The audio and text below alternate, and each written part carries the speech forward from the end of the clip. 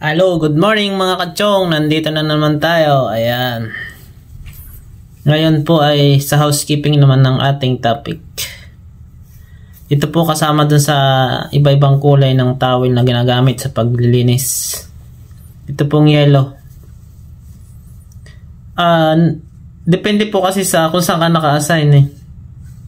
Dito sa trabaho ko sa cabin, sa mga room ng guest.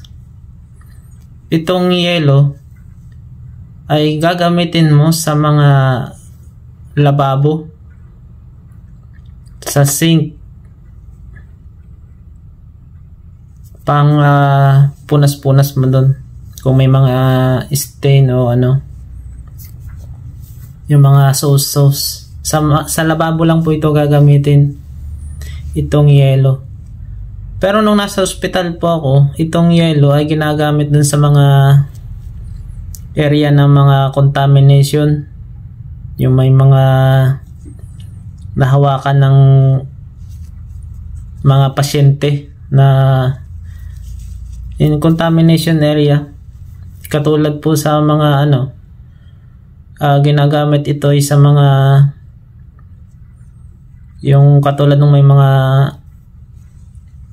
room patient na may mga malalang sakit, kung saan sila humawak, ito yung gagamitin mo sa pag-sanitize, yellow.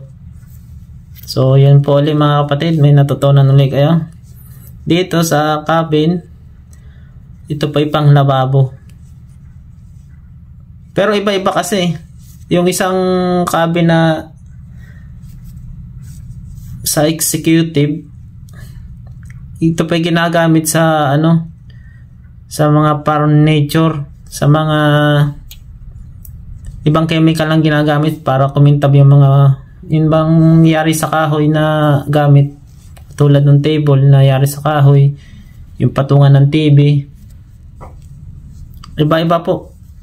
Pero to sa junior, ginagamit po ito sa lababo. Ayan. Marami pong salamat mga kachong, mga ka-housekeeping dyan. God bless.